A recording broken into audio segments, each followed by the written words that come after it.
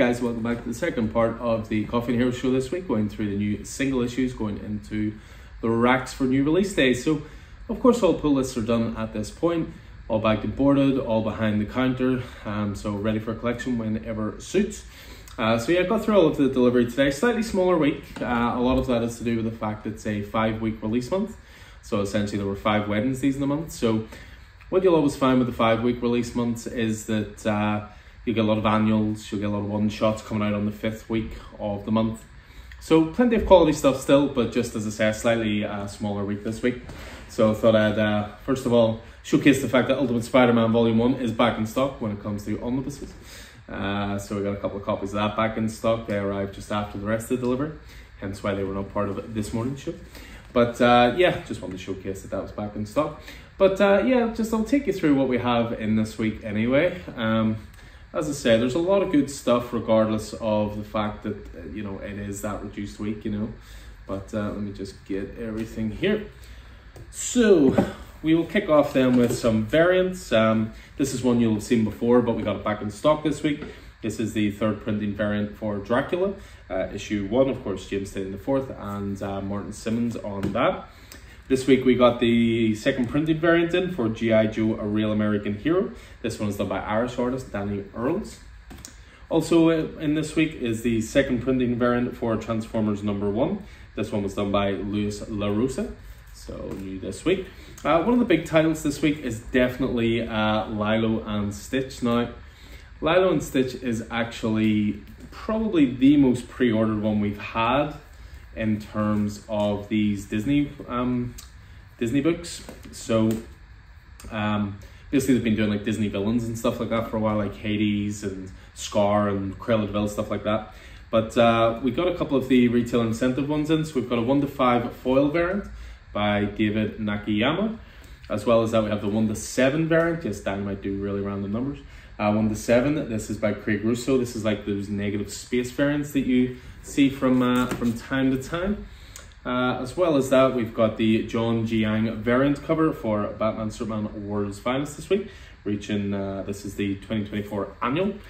Power Girl is out this week in terms of the DC Uncovered range. So again, they're not stories as such, they're sort of cool books to flick through to see some important covers from over the years. And there's sort of like a narration going through it as well. So we've got 2 different covers this week. We've got the Stefan Sajic variant cover. So the artist and creator of Harleen, one of DC's best titles and definitely one of their best Black Label titles. But we also got the foil variant in as well by Joshua Schwabe as well. So to give you an alternative. Speaking of foils, this week sees the release of Amazing Spider-Man 252 into the facsimile range. And we have the normal ones, which I'll show you in a second, but we do have the foil variants for that as well. And we finish things off with World Tree. We're at issue 7, and this is the 1-10 retailer incentive variant done by Andrea Sorrentino. So that takes care of the variants. So what have we got for the main event? So kick things off, we go with DC. We've got Alan Scott Green Lantern this week. We're as far as issue 4. So continuing on with the Golden Age stuff there. We have Batman Robin Lives facsimile in stock. So this came out before. This is actually the 2nd printing variant for it. And I actually think it looks better in the red and black than it did in the full color version. But you got that great Mignola artwork. And then this is the full facsimile issue that was out from before. I'd mentioned annuals. So you've got the Batman and Robin annual going out on the DC racks. Joshua Williamson continuing to write with Howard Porter on art.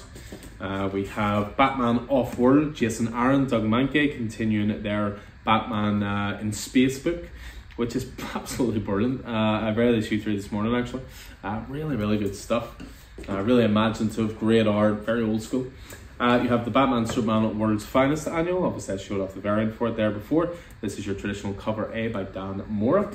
We have the DC Power 2024, which is celebrating Black excellence across the DCU. So that is your oversized one-shot for that. And then I believe to finish DC off, we have the Trinity special. So of course, we're looking here at Trinity herself. We're looking at Damian Wayne Batman and John Kent Superman, all a bit older and grown up. Tom Keane writing and Daniel Sampere on art. What more would you want? On to Marvel. So first of all, we have Avengers Twilight hitting this week. So we're up to issue 2, or book 2 of Chip Zdarsky and Daniel Acuna's older Avengers tale. I've mentioned there Amazing Spider-Man. So that is the traditional facsimile cover for this. Of course, the rumors are true, introducing the new Spider-Man, Black Suit Spider-Man. We have Carnage this week as well. So we're on issue 3. Torun Grombeck continuing on this with Per Perez on art. Very violent title for a Marvel book. We have Dead X-Men #1. So this is another to add to the Fall of House of X line that's coming out at the moment. Steve Fox on writing duties, I believe. On from that, we have The Incredible Hulk. So we're continuing on with Phil Kennedy Johnson and Nick Klein's sojourn through the darkest recesses of Bruce Banner's mind. Just pure horror, great stuff. Back in stock as well, we managed to get a few more copies of the Secret Wars #1 facsimile. So same again, they're going to be releasing these one a month and cover the whole 12 issues throughout the year. We have the last issue of Miguel O'Hara Spider-Man 2099. So this was 5 issues in total. Last issue out this week. We have Spider-Boy #3. So Dan Slott, Paco Medina continuing on with the spin-off from the Dan Slott Spider-Man book. We have Star Wars Dr. Aphra #40, and this is actually the last issue of the current volume of Dr. Aphra. And then to finish off Marvel, we have one last one, which is the X-Men #4 facsimile, First Brotherhood of Mutants.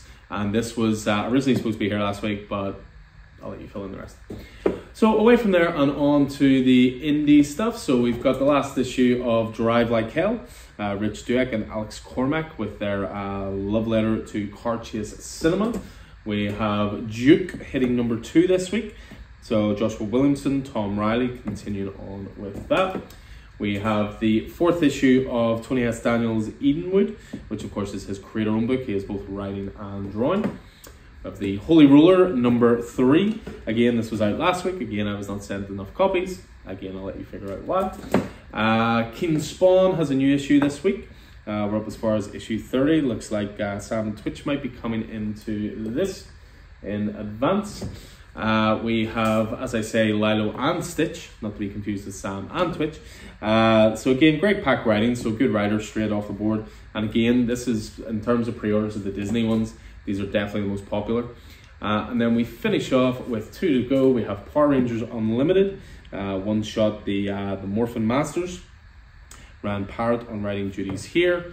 And then we finish off this week's new releases with Somna Book 2, continuing on the Witchcraftery adult title by Becky Cloonan and Tula Lotay, released through Distillery. So that is it for this week. The box is quite full here.